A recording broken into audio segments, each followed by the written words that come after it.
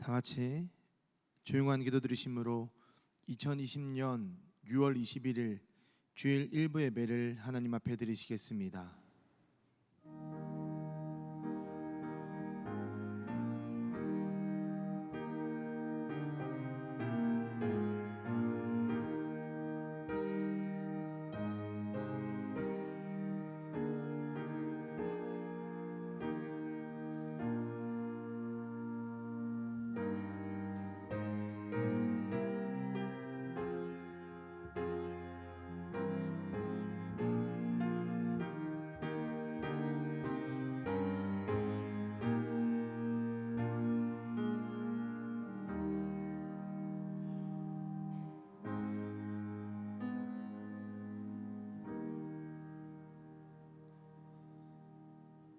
너희 권능 있는 자들아, 영광과 능력을 여호와께 돌리고 돌릴지어다.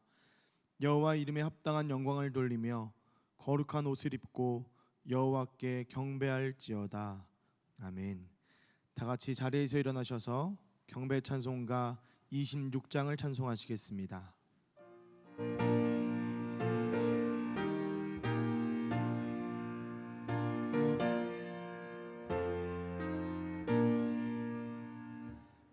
구세주를 아는 이들 찬송하고 찬송하세. 마음과 뜻과 힘 다하여 경배드리세. 주를 알지 못한 이들 주가 친히 도와사 그의 피로 구속하니 찬송 부르세. 약한 사람도 은받아 시험 중에 참게 되니 모든 죄를 이길 힘은 믿음뿐이라.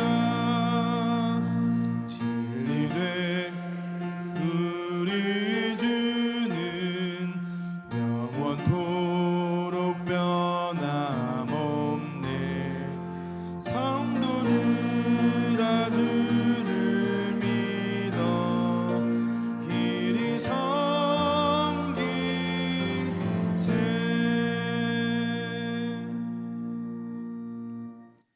찬송가 뒤에 성시교독문 45번 시편 103편 말씀을 함께 교독하겠습니다. 내 영혼아 여호와를 송축하라.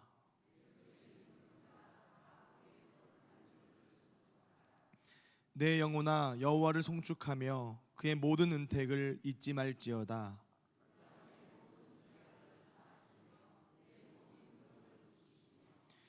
내 생명을 파멸해서 속량하시고 인자와 국률로 관을 씌우시며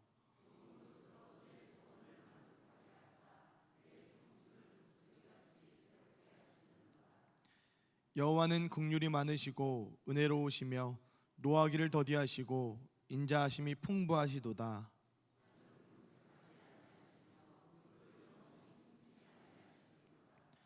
우리의 죄를 따라 우리를 처벌하지는 아니하시며 우리의 죄악을 따라 우리에게 그대로 갚지는 아니하셨으니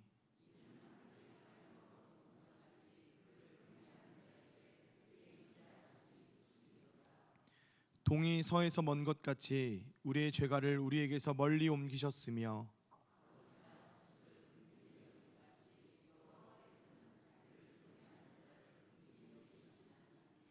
이는 그가 우리의 체질을 아시며 우리가 단지 먼지뿐임을 기억하심이로다. 아멘. 성삼위언가 5장을 함께 찬송하시겠습니다.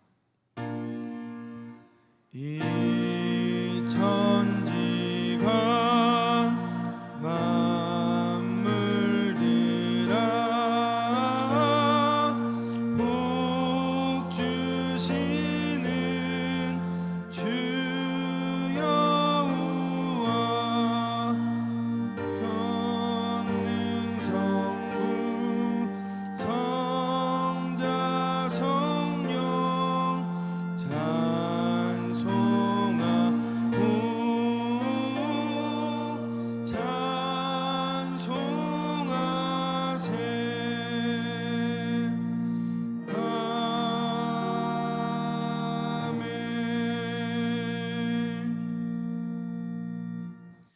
사도신경으로 우리의 신앙을 함께 고백드리겠습니다. 나는 전능하신 아버지 하나님 천지의 창조주를 믿습니다.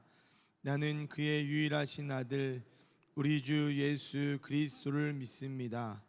그는 성령으로 잉태되어 동정녀 마리아에게서 나시고 본디오 빌라도에게 고난을 받아 십자가에 못 박혀 죽으시고 장사된 지 사흘 만에 죽은 자 가운데서 다시 살아나셨으며 하늘에 오르시어 전능하신 아버지 하나님 우편에 앉아 계시다가 거기로부터 살아있는 자와 죽은 자를 심판하러 오십니다. 나는 성령을 믿으며 거룩한 공교회와 성도의 교제와 죄를 용서받는 것과 몸의 부활과 영생을 믿습니다. 아멘. 자리에 앉아주시기 바랍니다. 이 시간 우리를 대표해서 김태중 장로님 기도해 주시겠습니다.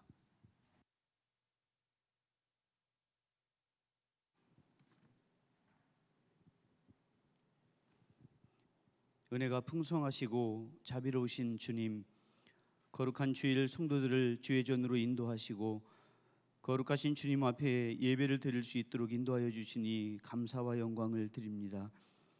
성령님, 성도들의 마음 가운데 역사하셔서 세상 근심 걱정 없애주시고 하나님만 높여드리는 예배로 인도해 주옵소서. 코로나19로 자유롭지 못하지만 그 가운데서도 지난 한 주간 우리들의 일상을 눈동자처럼 지켜주시고 보호하여 주시니 찬양과 경배를 드립니다. 십자가의 은혜와 사랑을 잊지 않는 저희들이 되게 하시고 어떤 상황과 여건이 있든지 하나님의 사람으로 살아갈 수 있도록 인도해 주옵소서. 천지 만물을 창조하신 주님, 하나님이 창조하신 대자연이 실록으로 짙어지고 나무마다 아름다운 꽃과 열매로 풍성함을 더해갑니다. 나무들도 새들도 온갖 짐승들도 주어진 환경에서 소명을 다하는데 저희들은 다른 어떤 피조물보다 큰 축복을 받았음에도 자족하지 못했습니다. 하나님이 주신 것을 잘 가꾸고 보존하며 다스리라 사명을 주셨는데 더 큰 것, 더 많은 것을 얻기 위해 주님의 질서를 파괴하고 때론 다른 사람들보다 높이 서기를 원했습니다. 내 것을 나누고 내 것을 내어주고 때론 내려놓는 주님의 다스림의 원리를 깨닫지 못했습니다. 저희들의 어리석은 욕심과 교만으로 낳은 죄를 용서하여 주옵소서. 시간의 흐름과 상황의 변화 속에서도 흔들리지 않는 견고한 믿음을 저희들에게 허락해 주시기를 간절히 원합니다. 날마다 새롭게 성숙되어져서 가는 그런 믿음이 되기를 원합니다. 이 시간 주님 우리의 메마른 심령 위에 주의 성령이 충만하게 하옵소서. 불같이 임하셔서 주의 자녀답지 못함을 사르시고 깨뜨려 주옵소서. 그래서 우리가 드리는 이 예배가 헛되지 않게 하시며 말씀의 능력 안에서 온전하여지도록 인도해 주옵소서. 우리의 완악한 마음이 녹아져 주의 자녀의 온유를 되찾게 하시고 상한 심령이 위로받고 소망을 얻는 시간으로 인도해 주옵소서. 코로나19로 저희들은 어렵고 힘들지만 하나님이 창조하신 세상은 잠시 쉼을 얻었습니다. 코로나19 바이러스를 통해 우리에게 주시는 하나님의 교훈과 음성을 들을 수 있는 지혜를 허락해 주옵소서. 더 이상 어려움이 계속되지 않도록 도와주시고 끝이 보이지 않는 코로나19가 하루속히 종식될 수 있도록 주여 이 땅에 자비를 베풀어 주옵소서. 주님, 우리 교회가 이 어려운 때에 신앙의 본이 되게 하시고 지역사회와 속한 사람들에게 그리스도의 빛과 소금의 역할을 잘 감당하도록 복 주시고 인도해 주옵소서. 간절히 비옵기는 목사님의 목회 계획이 하나님의 뜻을 이루어드리는 계획되게 하시고 우리 감리교회와 한국교회를 바로 세우는 하나님의 계획으로 삼아 주옵소서. 말씀으로 우리를 다시 세우시는 하나님, 오늘도 주님의 말씀을 선포하시는 목사님에게 성령의 충만함으로 인도해 주옵소서. 그 말씀에 전능하신 하나님의 능력과 권세가 있기를 원합니다. 듣는 심령마다 마음의 눈과 귀를 열어주셔서 생명수와 같은 말씀이 되게 하옵소서. 무더운 날씨와 장마가 시작됩니다.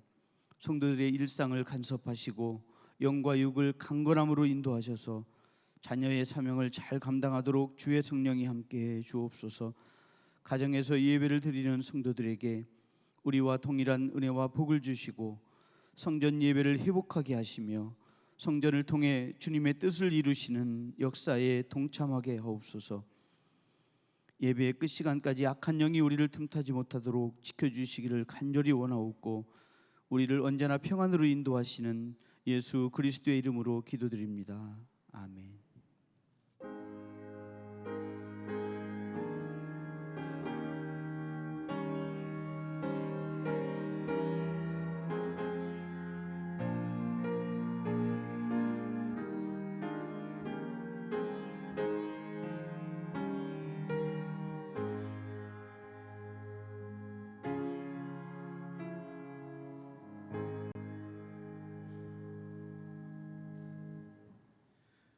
오늘 선포되어질 하나님의 말씀은 사도행전 13장 42절에서 52절까지의 말씀입니다.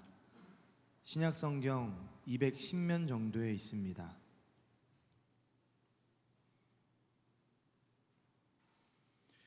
봉독해드립니다. 그들이 나갈새 사람들이 청하되 다음 안식일에도 이 말씀을 하라 하더라.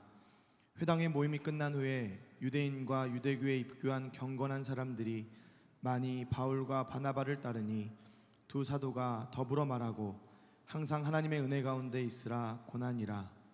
그 다음 안식일에는 온 시민이 거의 다 하나님의 말씀을 듣고자 하여 모이니 유대인들이 그 무리를 보고 시기가 가득하여 바울이 말한 것을 반박하고 비방하거늘 바울과 바나바가 담대히 말하여 이르되 하나님의 말씀을 마땅히 먼저 너희에게 전할 것이로되 너희가 그것을 버리고 영생을 얻기에 합당하지 않는 자로 자처하기로 우리가 이방인에게로 향하노라. 주께서 이같이 우리에게 명하시되 내가 너를 이방의 빛으로 삼아 너로 땅끝까지 구원하게 하리라 하셨느니라 하니 이방인들이 듣고 기뻐하여 하나님의 말씀을 찬송하며 영생을 주시기로 작정된 자는 다 믿더라. 주의 말씀이 그 지방에 두루 퍼지니라. 이에 유대인들이 경건한 귀부인들과 그 신의 유력자들을 선동하여 바울과 바나바를 박해하게 하여 그 지역에서 쫓아내니 두 사람이 그들을 향하여 발에 티끌을 떨어버리고 이고니온으로 가거늘 제자들은 기쁨과 성령이 충만하니라. 아멘. 이 시간 담임 목사님 나오셔서 말씀 전해 주시겠습니다.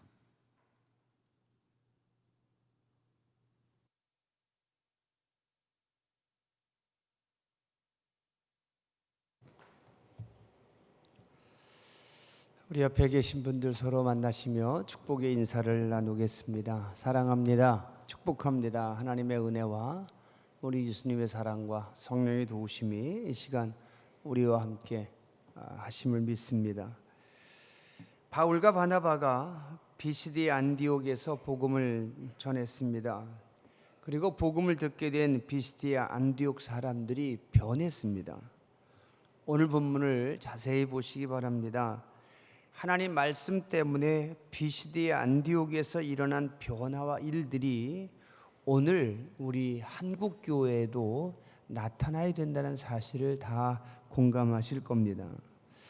오늘 말씀 속에는 지금 한국 교회와 성도들이 잃어버렸거나 혹은 부족한 부분이 무엇인지를 가르쳐 주시는 혹은 지적해 주시는 하나님의 음성이 들어 있습니다. 이제 비시디 안디옥에서 일어난 일들과 오늘 우리 한국 교회와 성도들의 모습을 비교하면서 오늘 말씀을 함께 생각해 보면 좋겠습니다. 그리고 오늘 말씀 속에서 지금 한국 교회와 성도들이 어떤 교훈을 얻어야 되는지를 함께 생각해 보시기를 바랍니다. 첫째로 교회와 성도들은 예수님에 대한 설교를 반복적으로 들어야 합니다. 42절 말씀 보시면 저희가 나갈새 사람들이 청하되 다음 안식일에도 이 말씀을 하라 하더라. 여러분, 비시디 안디옥 사람들은 이번 주에 들은 말씀을 다음 주에도 똑같은 말씀을 또 듣기를 원했다는 뜻입니다. 그러면 바울에게 다음 주에도 와서 같은 말씀 전해 주십시오라고 한 그 같은 말씀, 그 말씀이 어떤 내용입니까? 예수님이 그리스도라는 말씀입니다. 예수님은 구약의 여러 선지자들이 예언했고 다윗이 예언했던 하나님의 약속과 계획이라고 말한 그 말씀을 말하는 겁니다. 비록 유대인들이 예수님을 십자가에 못 박아 죽였지만 하나님께서는 그를 다시 살리셔서 지금은 모든 사람들을 심판하시는 하나님의 영광을 받고 계시다는 그 설교를 듣고는 그와 똑같은 내용의 설교를 다음 주에도 또 듣겠으니 해달라고 요청하고 있는 겁니다. 여러분, 우리가 날마다 반복해서 들어야 하는 하나님의 말씀은 예수님이 하나님의 아들이라는 말씀입니다. 하루도 빼놓지 않고 들어야 될 하나님 말씀, 그것은 예수님이 우리를 구원하셨고 오직 예수님에게만 모든 사람들의 생명과 소망이 있음을 선포하는 설교인 것을 믿으시기 바랍니다. 모든 설교의 핵심은 예수님이고 설교의 주제가 예수님이고 모든 설교의 결론도 예수님이어야 합니다. 예수님이 강조되지 않거나 예수님으로 결론을 맺지 않는 설교는 엄밀한 의미에서 설교가 아닙니다. 시간 가는 줄 모르게 재미있는 설교는 시간 지나고 나면 다 잊어버리고 재미있는 이야기만 기억에 남을 뿐입니다. 사람을 칭찬해 주는 설교는 오히려 그 사람을 교만하게 만들 뿐입니다. 철학이나 정치 이야기로 가득 찬 설교는 사람들에게 하나님의 계획과 하나님의 명령을 의심하게 만들 뿐입니다. 도덕적 교훈을 강조하는 설교는 지루한 잔소리로 들릴 뿐입니다. 사람에게 영원한 생명을 주고 지금과 미래 사회에 소망을 줄 수 있는 설교는 오직 한 가지 주제, 예수님이 하나님의 아들이시며 예수님이 하나님의 계획이시며 예수님이 하나님의 약속이시며 예수님만이 세상과 사람을 구원하는 그 말씀인 것을 믿으시기 바랍니다. 사도행전 4장 12절과 11절의 말씀 보면 이런 말씀 기록되어 있습니다. 이 예수는 너희 건축자들의 버린 돌로서 집 모퉁이의 머릿돌이 되었느니라. 다른 이로서는 구원을 받을 수 없나니 천하 사람 중에 구원받을 만한 다른 이름을 우리에게 주신 일이 없음이라 하였더라. 아멘.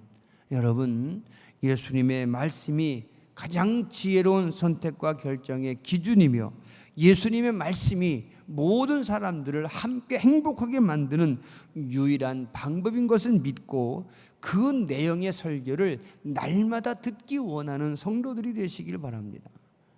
많은 사람들이 한국 교회에 위기가 왔다고 말합니다.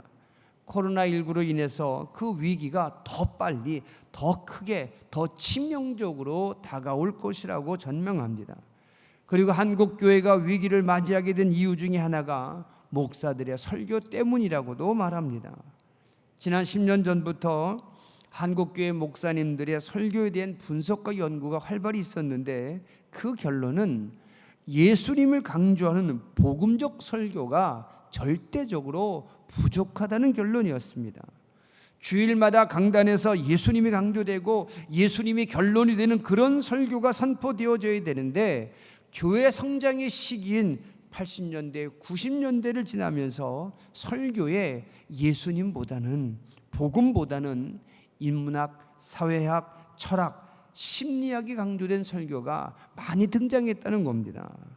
교회 성장을 강조한 나머지 심지어 경제학까지 동원된 설교가 많아졌다는 분석인 겁니다. 다시 말씀드려서 설교의 목적이 예수님의 사람, 예수님의 제자를 만드는 데 있어야 하는데 개인의 성공과 교회의 외적 성장과 이성적 신앙, 도덕적 교훈에 치우쳐 있기 때문에 사회적 위기 앞에서 교회가 무력해졌다는 겁니다. 신학자들이 목사들의 설교를 분석하면서 내린 또 하나의 결론은 목사들의 설교에만 문제가 있는 것이 아니라 설교를 듣는 회중들에게도 문제는 있다고 분석합니다. 예수님에 대한 설교를 반복적으로 듣기보다는 재밌는 설교, 철학적이며 이성적인 설교, 그리고 축복에 대한 설교를 더 많이 듣기 원하는 것도 큰 문제였다라고 분석합니다. 여러분, 몸이 건강해지려면 몸에 좋은 음식을 꾸준히 먹어야 하는 겁니다. 건강에 해로운 음식을 수년간 먹다가 값비싼 산삼 한 뿌리 먹었다고 해서 하루아침에 건강이 회복되는 것은 결코 아닌 겁니다. 운동선수가 좋은 성적을 내고 음악가가 멋진 연주를 하려면 연습과 훈련을 꾸준히 반복해야 되는 것처럼, 좋은 믿음 가지려면 교회가 세상을 향한 선한 영향력을 튼튼히 가지고 있으려면 예수님에 대한 설교를 반복적으로 들어야 한다는 사실을 믿으시기 바랍니다. 이제 예수님의 제자가 되기 위해서, 그리고 예수님에 대한 말씀에 순종하는 하나님의 사람이 되기 위해서 예수님에 대한 말씀 듣기를 즐거워하고 기뻐하는 그런 여러분들 되시기를 바랍니다. 두 번째로, 교회와 성도들은 경건해야 되고 거룩해야 합니다.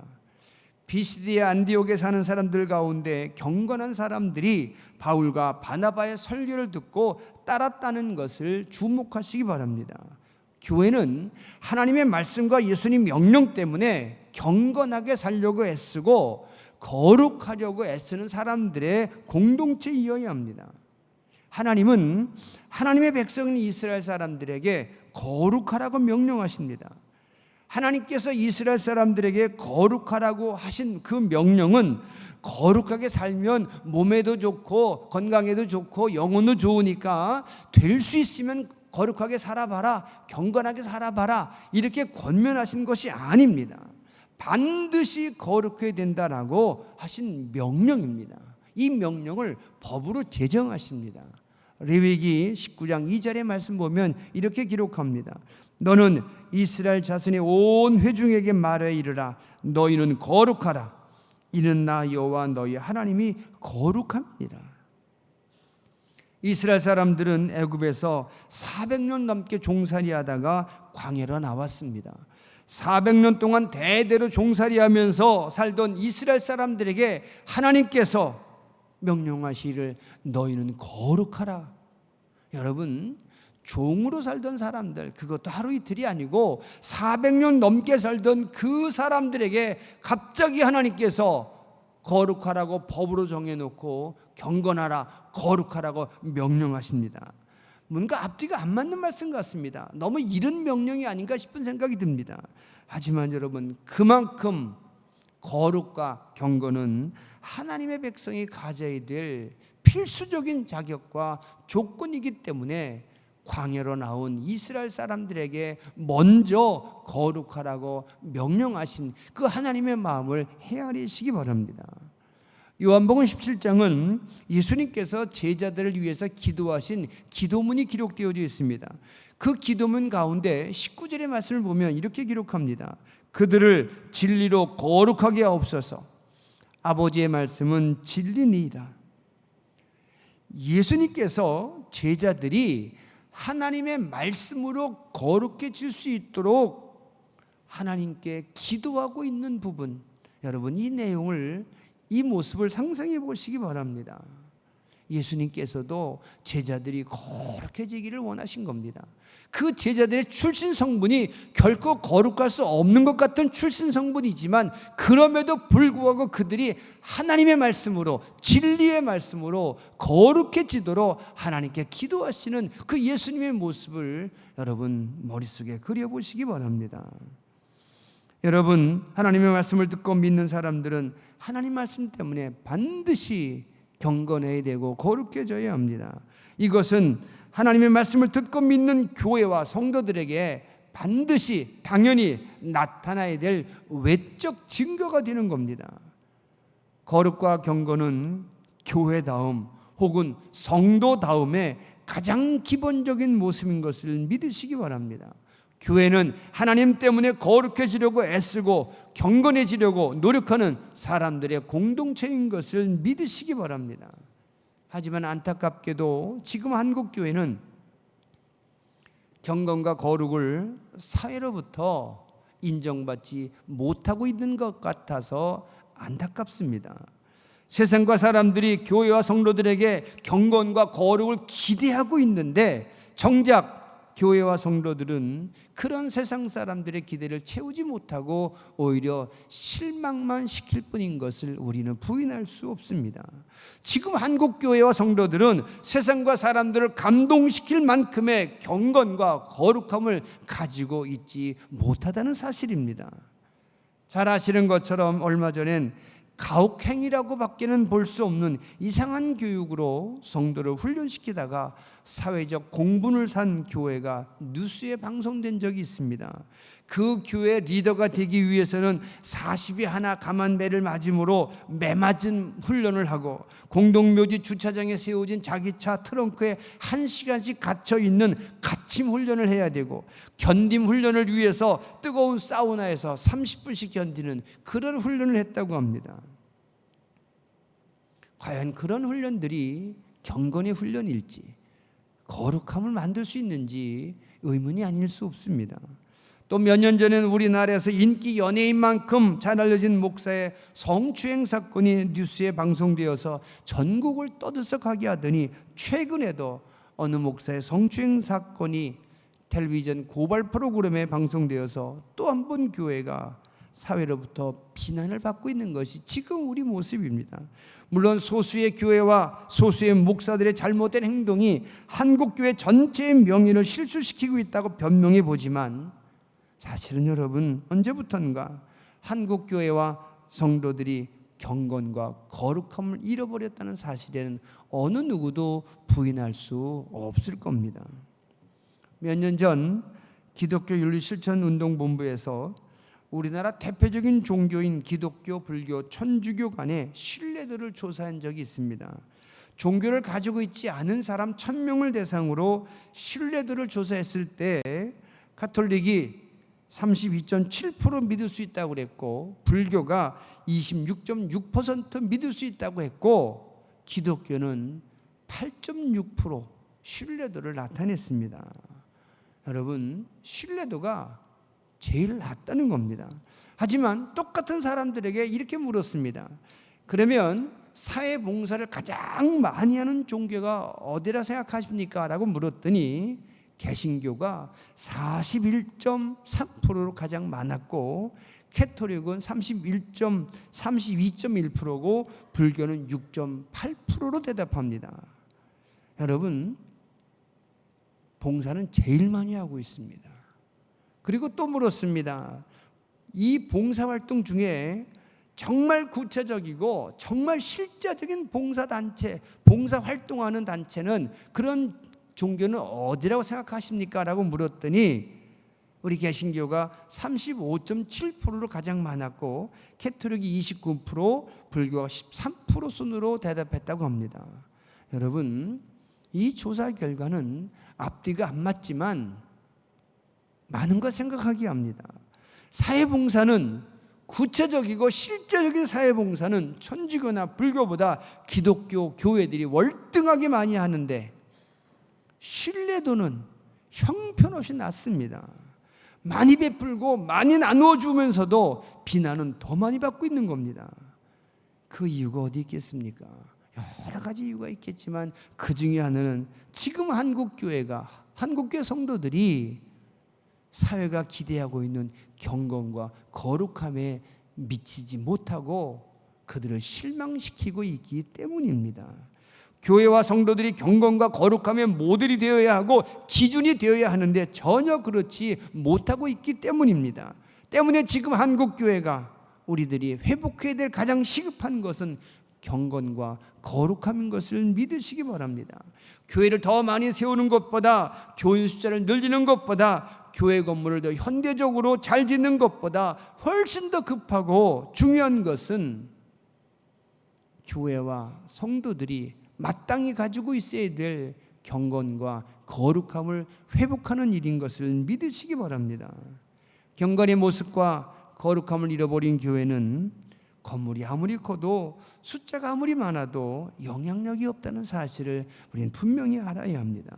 하나님께서 명령하시고 예수님께서도 기도로 하나님께 부탁하신 그 경건과 거룩함을 회복해야 된다는 사실을 분명히 믿으시기 바랍니다. 그리고 그 방법은 오직 하나, 하나님 말씀 듣고 그 말씀대로 살려고 노력하는 것밖에 없음을 여러분 기억하시기 바랍니다. 매맞음 훈련으로, 갇힘 훈련으로, 견딤 훈련으로 여러분 교회가, 성도가 경건해질 수가 없습니다. 거룩해질 수가 없습니다. 가장 좋은 경건의 훈련, 거룩의 훈련은 일상에서, 내 일상에서, 모든 관계 속에서 하나님의 말씀대로 살려고 애쓰고 노력해서 모든 선택과 결정의 기준으로 하나님 말씀을 삼고 예수님 명령을 기준 삼아서 다른 이들과 구별된 삶을 살려고 애쓸 때, 그때 비로소 경건과 거룩함이 훈련된다는 사실을 믿으시기 바랍니다. 오늘 보면 43절의 말씀 보면 경건한 사람들이 바울과 바나바를 따랐을 때 두 사도가 그들에게 항상 하나님의 은혜 가운데 있으라 권하니라고 기록하고 있습니다. 항상 하나님의 은혜 가운데 있으란 말은 일상 속에서 하나님의 은혜를 생각하고 하나님의 사랑을 생각하고 하나님의 말씀을 생각하며 살라는 뜻입니다. 그래서 사도 바울은 로마서 12장 2절에서 이렇게 권면합니다. 너희는 이 세대를 본받지 말고 오직 마음을 새롭게 함으로 변화를 받아 하나님의 선하시고 기뻐하시고 온전하신 뜻이 무엇인지 분별하도록 하라. 시대를 불문하고 모든 성도들은 하나님 말씀으로 반드시 거룩해져야 되고 경건해져야 됨을 여러분 기억하시기 바랍니다. 모든 교회와 성도들이 가질 수 있고 반드시 가져야 되는 가장 큰 힘과 영향력은 바로 경건과 거룩함에서 나온다는 사실을 다시 믿으시기 바랍니다. 마지막 세 번째로 교회와 성도들은 시련과 역경 속에서도 기쁨과 성령이 충만해야 합니다. 오늘 본문을 보시면 비스디아 안디옥에 있는 경건한 유대인들이 바울과 바나바를 따랐고 그 다음 안식일에도 온 시민이 하나님 말씀을 듣기 위해서 모였다라고 기록하고 있습니다. 그렇게 온 시민이 바울이 전하는 예수에 관한 말씀을 듣기 위해서 모이자 예수님 부인하고 율법을 강조하는 유대인들이 시기가 가득해서 바울이 말한 것들을 반박하고 비방하고 비난하기 시작합니다. 여러분, 하나님의 일에는 이처럼 사탄의 방해가 있기 마련입니다. 어쩌면 사탄의 방해가 없는 일은 하나님의 일이 아닐 수도 있다는 생각입니다. 때문에 사탄의 방해 때문에 우리는 머뭇거리거나 중단해서는 결코 안 됩니다. 사탄의 방해가 거세면 거셀수록 오히려 그만큼 중요하고 그만큼 가치 있는 하나님의 일이라고 생각하고 더 열심을 내야 할 줄로 믿습니다. 반박하고 비방하는 유대인들에게 바울이 무엇라 대답했는지 본문 46절 말씀을 보시기 바랍니다. 바울과 바나바가 담대히 말하여 이르되 하나님의 말씀을 마땅히 먼저 너희에게 전할 것이로되 너희가 그것을 버리고 영생을 얻기에 합당하지 않은 자로 자처하기로 우리가 이방인에게로 향하노라. 무슨 뜻입니까? 한마디로 너희가 거부하면 하나님의 이 큰 은혜를 다른 사람에게 줄 거다라는 뜻입니다. 너희가 듣지 않고 거부하면 너희만 손해가 된다는 뜻입니다. 당연히 유대인들에게 먼저 전해져야 될 생명의 소식과 기회를 너희들이 거부했으므로 이제는 이방인들에게 전해지게 되었다는 뜻입니다. 여러분, 바울과 바나바는 하나님의 일을 하면서 거센 비난과 방해를 받았지만 좌절하지 않았고 포기하지 않았고 불평조차도 하지 않았습니다. 오히려 반박하고 비난하는 사람들을 향해서 너희에게 주어진 기회가 이방인들에게로 옮겨졌다라고 말합니다. 당당하게 그들의 어리석은 선택을 지적하고 손해가 될 것이라고 선포하고 있는 겁니다. 그리고 그 말을 들은 이방인들은 기뻐하며 하나님의 말씀을 찬송하며 하나님을 믿는 사람들의 숫자가 더 많아졌고 그래서 주의 말씀이 그 지방에 두루 퍼졌다고 기록하고 있습니다. 자기들의 반대와 비난에도 불구하고 사도들이 더 열심히 예수를 전하고 그 예수 믿는 사람들이 점점 많아지자 유대인들이 경건한 귀부인과 시내에 힘 있는 사람들을 선동해서 바울과 바나바를 비시디아 안디옥에서 쫓아냅니다. 하지만 바울과 바나바는 자기들을 쫓아내는 그 사람들을 향해서 발에 티끌을 떨어버렸다라고 성경은 말합니다. 여러분, 사도들이 발에 묻은 먼지를 턴다는 것은 상징적인 의미를 지니고 있습니다.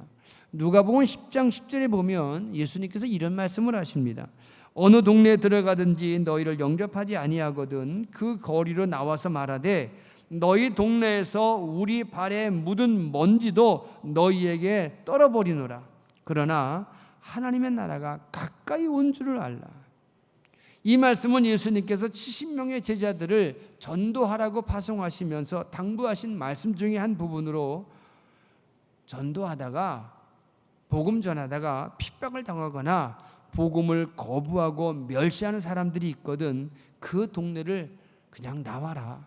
나올 때 그냥 나오지 말고 그 동네에서 묻은 먼지를 털어버리고 나와라. 이렇게 말씀하신 겁니다.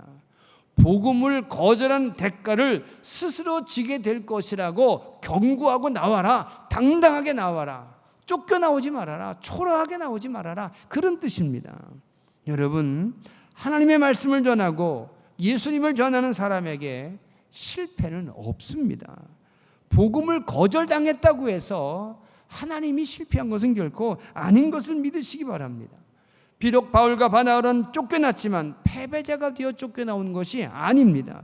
오히려 바울과 바나바는 유대인들의 행동에 대한 그 책임을 그들에게 지우고 당당하게 걸어 나왔을 뿐입니다. 50절의 말씀을 자세히 보시기 바랍니다. 바울과 바나바는 안디옥에 힘 있는 사람들에게 쫓겨납니다.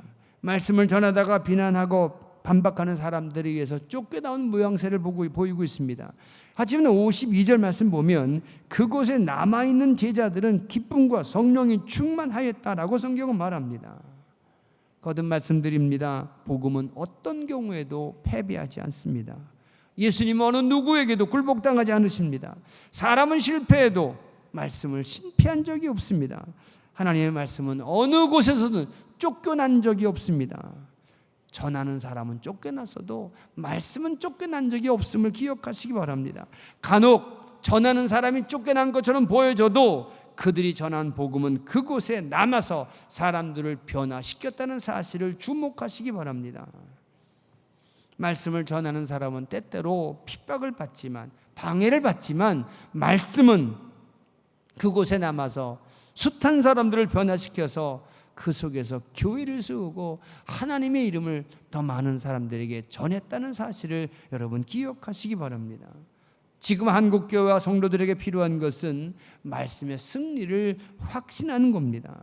하나님께서는 어떤 경우에도 물러서거나 포기하지 않으신다는 승리의 확신을 가지고 우리는 당당해져야 합니다. 지금 한국교회가 여러 가지 이유로 사회로부터 외면도 당하고 비난도 당하고 있지만 그 책임은 하나님에게 있는 것이 아님을, 말씀에게 있는 것이 아님을 분명히 알아야 합니다. 그 책임은, 그 이유는 경건과 거룩함을 잃어버린 우리들에게 있다는 사실을 깨달아야 합니다. 그리고 하나님께서는 반드시 경건하고 거룩한 교회와 성도들을 남겨놓으셨고 훈련시키고 계시고 그들을 통해서 새로운 세상, 하나님의 세상을 만들어 나갈 것이라고 확신하고 살아야 합니다. 사랑하는 성도 여러분, 예수님이 하나님의 아들이시며 그 아들 예수가 나를 구원하셨다는 이 말씀을 날마다 듣고 날마다 묵상하시기 바랍니다. 바로 그 말씀만이 우리에게 가장 큰 힘과 소망이 됨을 믿으시기 바랍니다. 잃어버린 경건과 거룩함을 찾기 위해서 하나님의 말씀대로 살기를 소원하고 결심하고 실천하는 여러분들 되시기 바랍니다. 그리고 한국교회가 하나님의 말씀 안에서 다시 일어서고 하나님께서 승리케 하심을 당당하게 믿고 선포하시기 바랍니다. 비록 지금 한국교회가 위기를 맞이했다 하더라도 하나님의 말씀과 하나님의 계획은 어떤 경우에도 실패하지 않음을 믿고 담대하게 예수님의 말씀을 전하며 그 말씀대로 살아가는 여러분들 되시기를 우리 주님의 이름으로 부탁을 드리겠습니다. 기도하겠습니다. 하나님, 예수님이 우리의 그리스도이시며 구세주이심을 믿는 선포하는 그 말씀을 날마다 반복해 듣게 하여 주옵소서. 오직 예수님만이 힘이며 능력인 것을 마음으로 믿고 확신하게 하시어서 그 말씀으로 인한 경건과 거룩함을 훈련하는 우리 모두가 되게 하여 주옵소서. 하나님, 잃어버린 경건과 거룩함을 회복하게 하여 주시어서 세상을 향해서 다시 소금의 역할, 빛의 역할을 감당하게 하여 주옵소서.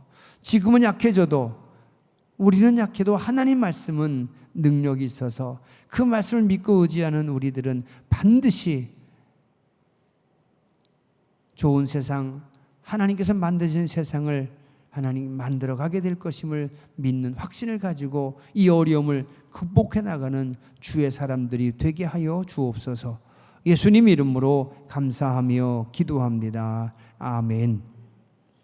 우리 모두 일어서셔서 봉헌 찬양 하나님께 부르시며 드린 예물을 봉헌합니다. 주여 예물 받으소서. 주여 예물 받으소서. 주여 복을 주옵소서. 주여 복을 주옵소서.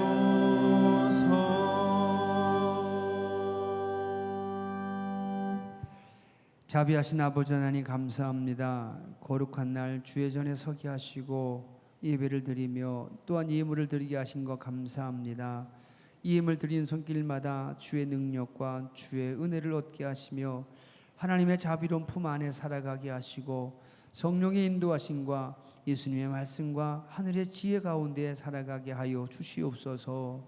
코로나19 바이러스로 인하여서 어려워진 우리 삶 속에서 하나님의 사람으로 살아가게 하시고 미래를 소망하며 살아가는 확신에 찬 예수님의 제자로 살아가게 하여 주시옵소서. 예수님 이름으로 감사하며 기도합니다. 아멘.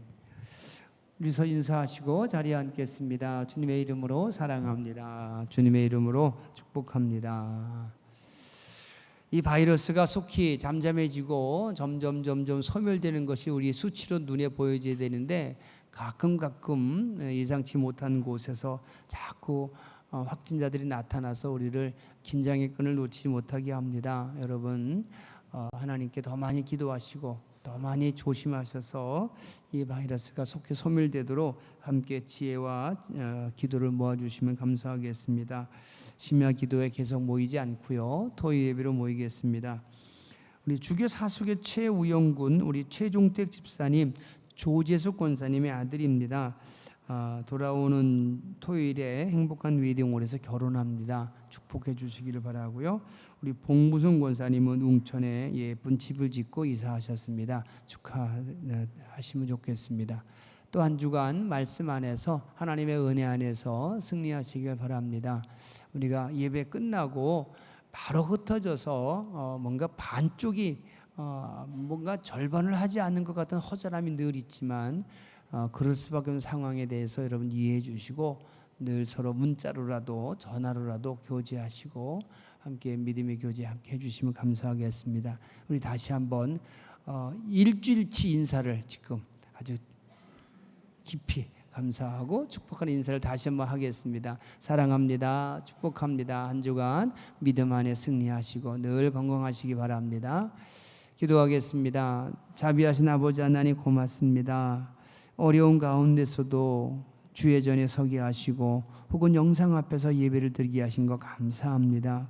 이 예배를 하나님 받으심을 믿습니다. 신령과 진정으로 드린 예배를 하나님께서는 때와 장소를 구별하지 않으시고 받으심을 믿사오니 예배를 통해서 하나님께 영광이 되게 하시고 우리 삶이 하나님께서 받으시는 예배가 되게 하여 주시옵소서. 코로나19 바이러스로 인하여서 모든 사회 전반적인 부분에 있어서 어려움이 있습니다. 하나님 불쌍히 여겨 주옵소서. 인간의 나약함을, 인간의 부족함을, 인간의 교만함을 용서하시고 하나님, 이제 바이러스 소멸시켜 주옵소서. 건강한 사회가 되게 하시고 건강한 관계들이 되도록, 그래서 다시 옛날처럼 열심히 일하고 만나며 교제하는 사회가 되게 하여 주시옵소서. 이제는 우리 주 예수 그리스도의 크신 은혜와 우리 하늘 아버지의 거룩하신 사랑과 성령님의 감화 감동하심이 예배를 마치고 삶으로 돌아가는 모든 성도들 위해 지금부터 영원까지 함께 하시기를 간절히 축원하옵나이다. 아멘.